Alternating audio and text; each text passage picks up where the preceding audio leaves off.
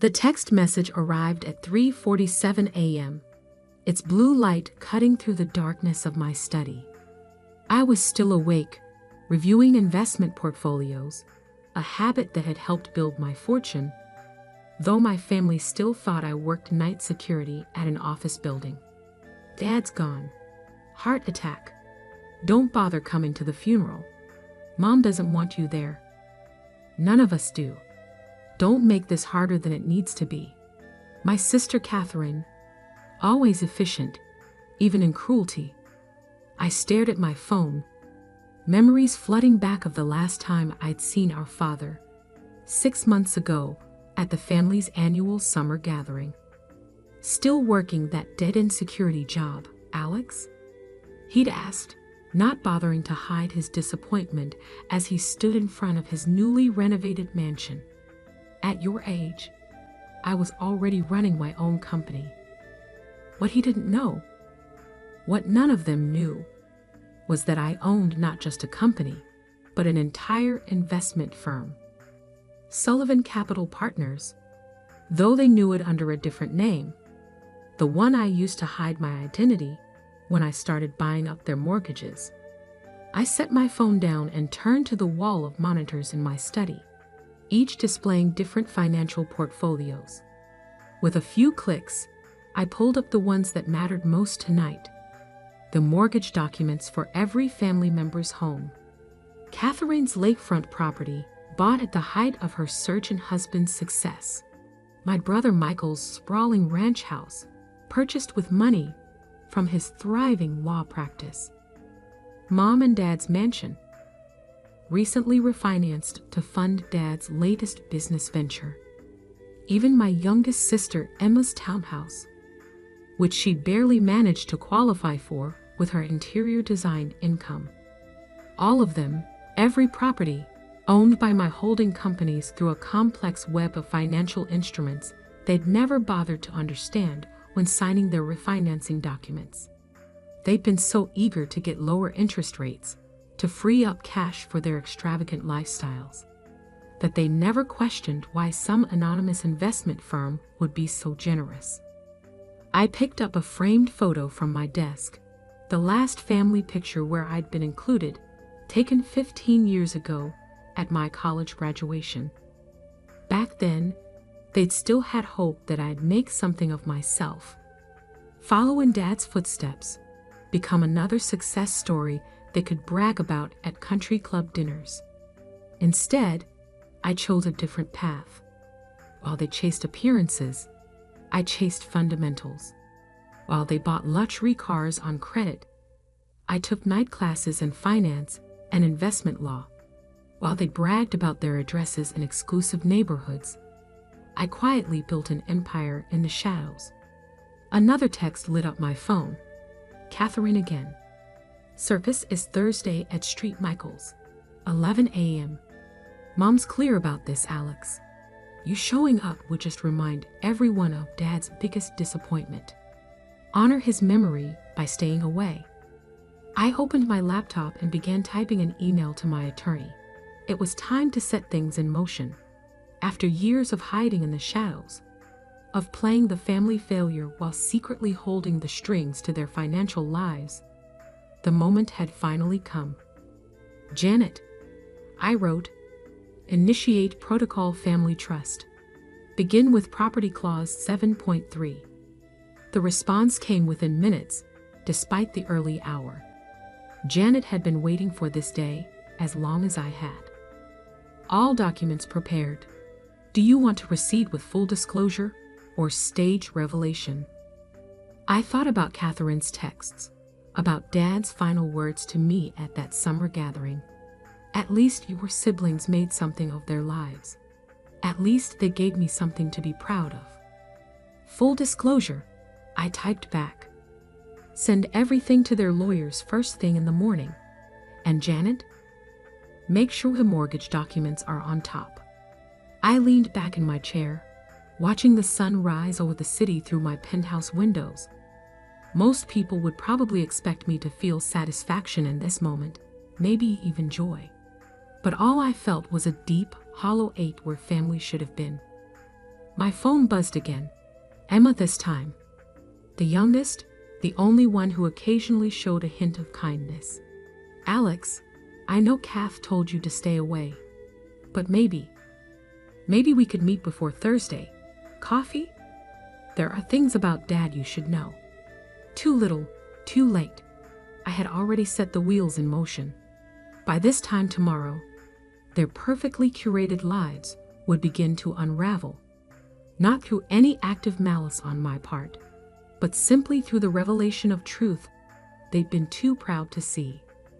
I opened my safe and pulled out a thick folder labeled Family Properties. Inside were the original copies of every document, every contract, every piece of paper that proved I, the family failure, the disappointment, the night security guard, actually owned every roof over their heads. The irony wasn't lost on me. Dad had spent his life teaching us that appearances were everything, that success was measured in square footage and car brands. He never realized that his most dismissed child had learned a different lesson. True power doesn't need to be seen to be real. I picked up my phone one last time, opening Catherine's message thread. With steady hands, I took a photo of the mortgage documents spread across my desk, my signature clearly visible on each one. The same signature they dismissed as belonging to some anonymous investment firm. Actually, Kath, I typed, I think I will be attending. After all, it's traditional for a man's largest creditor to pay his respects. Then I turned off my phone, walked to my bedroom, and finally allowed myself to grieve, not just for my father, but for the family we might have been if they'd bothered to see past appearances. Tomorrow would bring chaos.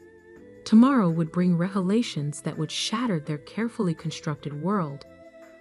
But tonight, in the quiet darkness of my penthouse, I was just a son who had lost his father, a brother cut off from his siblings, and a man who had finally run out of reasons to keep his success a secret. The stage was set. The truth was ready to emerge. And by Thursday's funeral, they would all understand exactly who the real failure in the family was and wasn't.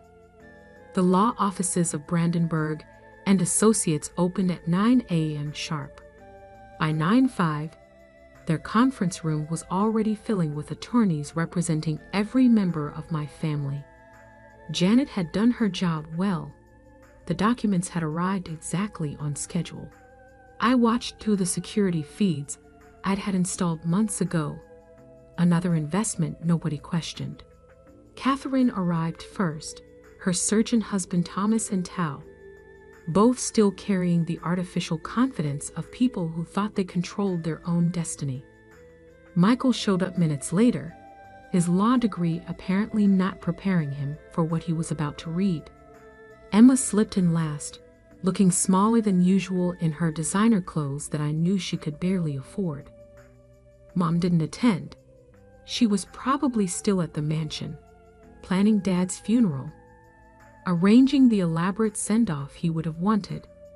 I wondered if she'd chosen his burial suit yet, the one he'd specially ordered from his London tailor, now hanging in a closet in a house I technically owned. Mr. Sullivan? My assistant David's voice came through the intercom. They've opened the packets. I switched to a closer camera feed, watching their faces as reality sank in. Catherine was the first to react, her practiced surgeon's composure cracking as she flipped through page after page of mortgage documents. This has to be a mistake, she kept saying, her voice rising with each repetition. Check the signatures again. Michael, the lawyer, sat in stunned silence, probably recognizing the legal framework I'd constructed. He'd specialized in corporate law, but even he could appreciate the elegant complexity of what I'd built. Every transaction legitimate, every document ironclad, every signature willingly given, just not to the person they thought they were giving it to. Emma was crying quietly, clutching her phone. I knew she was trying to reach me, but my number was already disconnected. The new one would only be shared after everything was settled. My office phone buzzed again.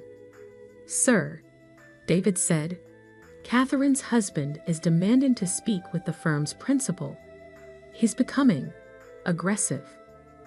I smiled slightly. Thomas had always solved his problems by shouting at them. Put him through to Janet. A moment later, Thomas's voice filled my office, all bluster and threatened legal action. Janet handled him exactly as I'd trained her. "Dr. Harrison," she said calmly, "your property was legally acquired through standard market processes. The fact that you failed to verify the identity of your mortgage holder before signing the refinancing documents is, frankly, your own oversight. This is fraud," he bellowed. "Concealing ownership is perfectly legal when done through registered corporate entities," Janet cut in. "As your wife's brother, Mr. Michael Sullivan, can no doubt confirm. Now would you like to discuss payment arrangements for next month's mortgage? Or shall we proceed with the default provisions?" The silence that followed was deafening. I switched camera feeds again, focusing on Michael. He had finally found his voice and was trying to explain to Catherine why they had no legal recourse.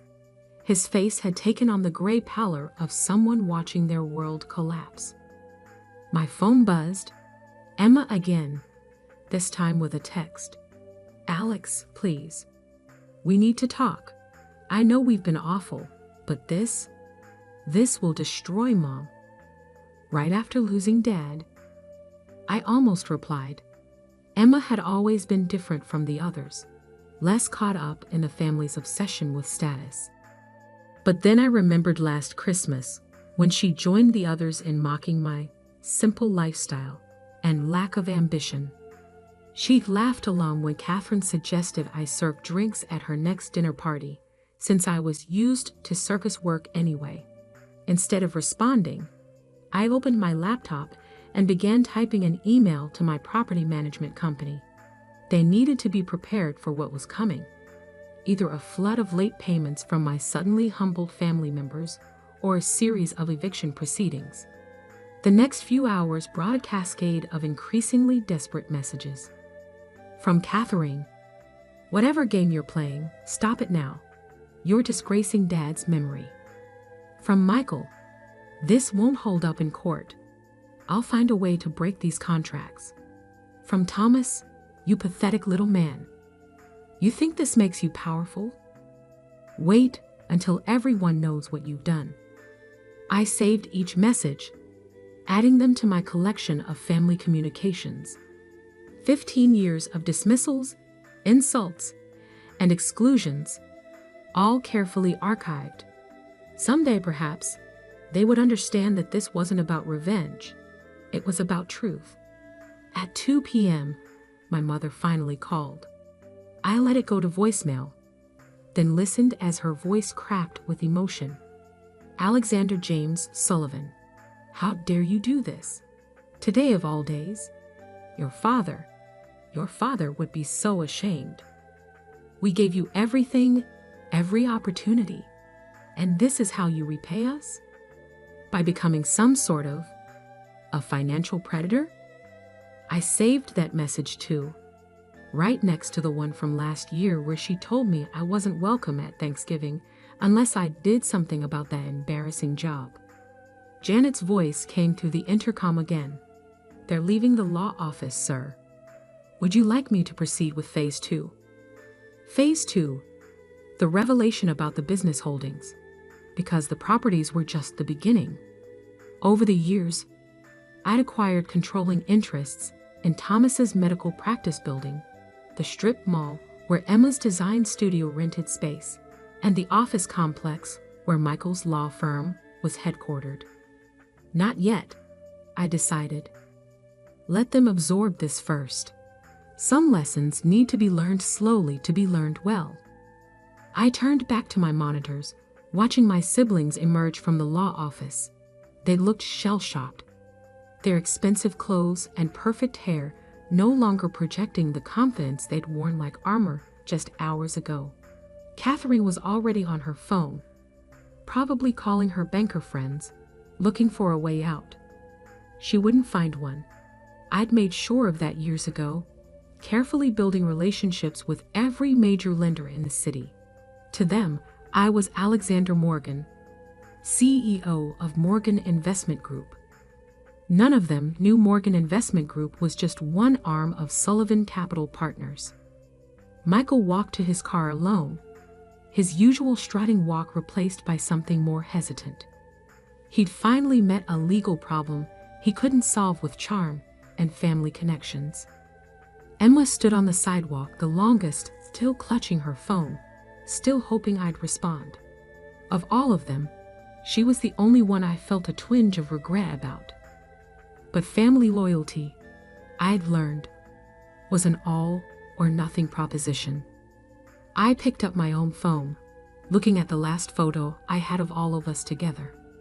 Dad stood in the center, of course, his arm around Catherine, beaming with pride. Michael and Emma flanked them, all success and smiles. I was on the edge of the frame, slightly out of focus, already becoming the ghost they'd eventually pretend I was. Tomorrow was the funeral. Tomorrow, they would have to face not just the loss of their father, but the loss of their illusions. Tomorrow, they would learn that the brother they dismissed had become the foundation their lives were unknowingly built upon. And tomorrow, they would finally understand that success isn't measured in appearances, but in the quiet power of carefully laid plans. I closed the security feeds and turned to the window, watching the sun set over the city. In less than 24 hours, I would face my family again, not as the failure they thought I was, but as the power behind their thrones, the owner of their homes, the holder of their debts. But tonight, I had one more task to complete. I opened my desk drawer and pulled out a sealed envelope. Dad's last birthday card to me, returned unopened with "Address unknown," scrawled across it in Catherine's handwriting. "Don't worry, Dad," I whispered to the quiet room. "I'll take care of them, just not in the way you expected." St. Michael's Cathedral stood proud against the morning sky, its Gothic spires reaching toward heaven like accusing fingers. I parked my car, not the modest sedan they were used to seeing, but the Bentley I usually reserved for business meetings, and straightened my bespoke suit. Time to stop playing the part of the family failure. The funeral was scheduled for 11 a.m. I arrived at 10:30, watching from my car as the family gathered on the cathedral steps. Mother, dressed in elegant black, accepting condolences with practiced grace. Catherine and Thomas, their usual confidence dimmed, but not extinguished. Michael, looking uncomfortable in a suit that suddenly seemed less expensive than usual. Emma, red-eyed and fidgeting with her phone, probably still hoping I'd respond to her messages. At 10:45, Janet arrived with a team of lawyers, each carrying briefcases filled with Phase 2 documents. They positioned themselves strategically around the cathedral, ready for what was coming. At 10:55, I stepped out of my car. The reaction was immediate. Catherine saw me first, her face going pale beneath her perfect makeup. She grabbed Thomas's arm, whispering urgently. Michael started forward, probably planning to physically stop me, but Janet's lawyers smoothly intercepted him. Emma just stood there, tears running down her face, ruining her mascara. Mother turned last, her practiced smile freezing in place. "You dare," she hissed as I approached. "You dare show up here after what you've done." I stopped at the foot of the cathedral steps, looking up at my family. "Hello, Mother, Catherine, Michael, Emma. I believe I have every right to be here. After all, I'm the one who paid for this funeral. What? Mother's voice cracked. I nodded to Janet, who opened her briefcase and began distributing documents. The funeral home, the cathedral rental, the reception venue, all paid for through one of my companies. Just like your homes, just like your offices, just like almost everything else in your lives for the past 5 years. Michael, ever the lawyer, snatched the papers from Janet's hand. This is impossible. These companies, Morgan Investment Group, Horizon Capital, Summit Partners, all subsidiaries of Sullivan Capital Partners. I finished for him. My company, the one I built while you were all too busy mocking my dead-end job to notice. Catherine found her voice, though it shook with rage. You manipulated us, spied on us, bought our debts like some kind of a vulture. No, I corrected her calmly. I offered fair market rates. Better than fair, actually. You all just didn't bother to read the fine print. Too busy maintaining appearances to worry about details. Right, Kath. Just like you were too busy to visit Dad in the hospital last month when he actually needed you. She flinched as if I'd slapped her. How did you? Thomas began. How did I know? I was there. Every night, sitting with him while he slept. The security guard uniform made it easy to blend in. No one notices the help, do they? I turned to Mother. He asked for you, you know. All of you. But you were all too busy with your perfect lives to spend time with a dying man. Emma stepped forward, her voice small. I didn't know. Why didn't you tell us he was so sick? Would it have mattered? When was the last time any of you returned his calls? Did you know he stopped trying to reach you 3 months ago? That he spent his last Christmas alone because you all had more important engagements? Mother's composure finally cracked. You have no right to judge us. You, who spent years pretending to be something you're not. You mean like you've been pretending to be wealthy while drowning in debt? Like Michael's been pretending his law practice isn't failing? Like Catherine's been pretending her marriage isn't falling apart under the weight of all their lies about money? I climbed the steps slowly, each word measured. I pretended to be less than I am. You all pretended to be more. Which is worse. The cathedral bells began to toll, marking the hour. Guests were arriving, watching our family drama unfold with poorly concealed interest. What do you want? Michael asked, his voice hollow. Money? Control? Revenge? I reached into my jacket and pulled out an envelope. Dad's returned birthday card. I want you to understand what he tried to teach us. What you were all too proud to learn. I handed the envelope to Mother. Success isn't about appearances. It's about substance. It's about building something real. And this, Catherine gestured at the lawyers, the documents, the revealed lies. This is your idea of something real? No, I said quietly. This is your wake-up call. The properties, the businesses, the debts. They're all being transferred into a family trust. One that will ensure none of you can ever sell or leverage them to maintain your illusions again. You can't do this, Thomas protested. I already have. You'll all keep your homes, your offices, your lifestyles, but only if you earn them. Real jobs, real work, real value. I turned to enter the cathedral. Starting today, we all live in truth. And if we refuse, Mother's voice was ice. I paused at the door. Then you lose everything. Your choice. But before you decide, you might want to read what Dad wrote in that card you sent back unopened. Inside the cathedral, I took my place in the front pew, not the back corner where they would have relegated me, but front and center where a son should be to mourn his father. One by one, they followed. Emma first, then Michael, then Catherine and Thomas.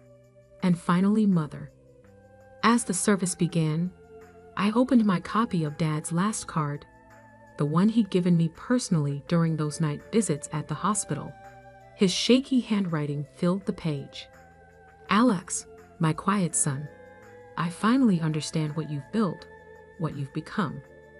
I'm sorry it took me so long to see past appearances. Take care of them when I'm gone. They'll need your strength more than they know. Love, Dad." The organ began to play, its deep notes reverberating through the cathedral. I felt Mother's hand slip into mine, tentative, questioning. On my other side, Emma wiped away fresh tears. And there, in the house of God, surrounded by the trappings of the funeral I'd paid for, I realized that sometimes the greatest power isn't in destroying illusions, but in being strong enough to help rebuild what remains after they shatter. The lawyers quietly packed away their briefcases. The documents would wait. Today wasn't about properties or trusts or revelations. Today was about saying goodbye to a father who, in his final days, had finally seen the truth about his children. All of them. As the priest began to speak about legacy and love, I squeezed Mother's hand gently. She squeezed back, and in that simple gesture, I felt the first trembling possibility of a new kind of family. One built not on appearances or pride, but on the foundations I'd spent years quietly laying. Truth, substance, and the kind of success that doesn't need to be displayed to be real. After all, that's what Dad would have wanted. Not the man who chased status and appearances all his life, but the one who'd finally learned better in his last days. The one who'd left me in charge of our family's future, knowing I'd find a way to make them see what he'd seen too late. That the greatest legacy isn't what you own, but what you build. And I had built something that would last. Not just an empire of properties and businesses, but a chance for our family to become something real. Something worth more than all the mortgages and mansions in the world. Something true.